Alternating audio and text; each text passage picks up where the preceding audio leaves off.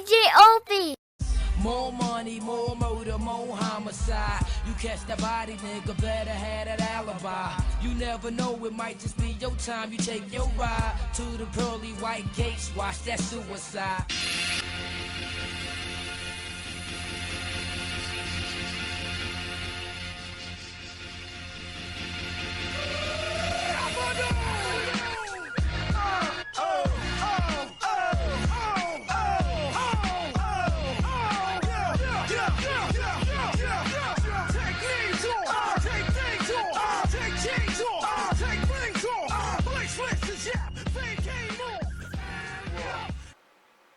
What's up, everybody? My name is djo.p, aka Mr. Rock Boy. I'm from Rock Boy Records, New Music House.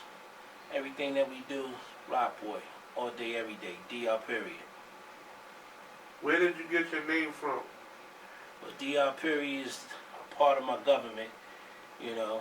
So when you look at the D, it stands for divine, and when you look at the R, it stands for ruler. So you put them together, you get DR, period. Divine ruler, period. What was the first piece of equipment you bought? First piece of equipment I started with was a soul sonic drum. A lot of people don't even consider that a piece of equipment for the music game, but that was my starting point. When you were on the come up, what producer did you look up to? Well, I looked up to a lot of producers. Really wasn't producers, it was more like musicians, because I was a dude that always digged into records, and I always the dude that listened to sound. I always had a different energy and a lot of respect for musicians. I think one of my biggest producers of all times is Quincy Jones. I mean, when I was finding records and I was sampling and chopping, and then half of the joints that I was chopping, I didn't even know Quincy Jones produced those records.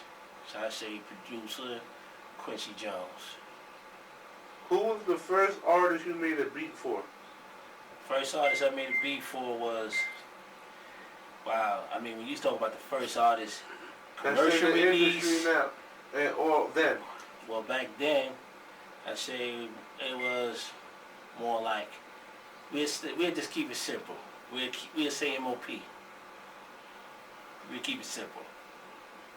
So with that being said, who are some other artists that you produced for? Well, I produced for a lot of people. I mean, from MOP to Jay-Z to Cameron to DMX to Tupac to Big. I mean, you name them, I did them. Queen Latifah. You know, I don't work with Color Me Bad. I don't work with so many different artists. Like, the list go on. What is the biggest record you produced? I think the biggest record to this day right now is, we don't even say Annie Up. It's not the biggest record, but it's the most active record I could say that's still doing its thing after all the records. But I say CNC Music Factory is probably one, but actually Stain was another one. That was, I mean, the numbers is ridiculous, but I mean, that's a hard one right there for me. How do you feel about sampling?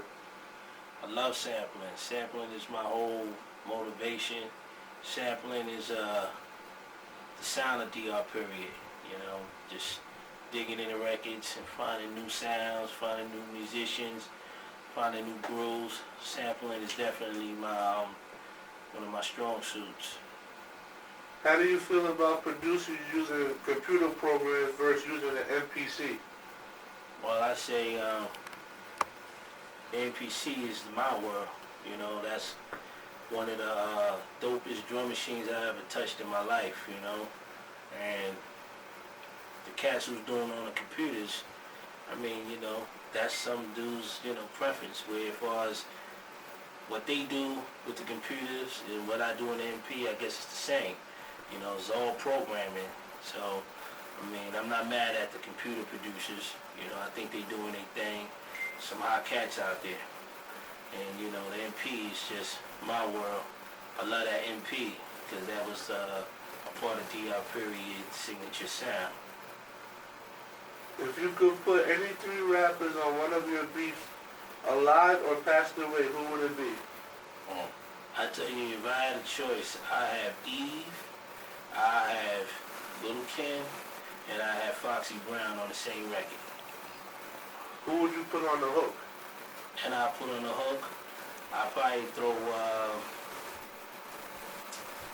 to make the hook crazy, I'll throw, not Queen. Queen would kill it, but I'll do something special.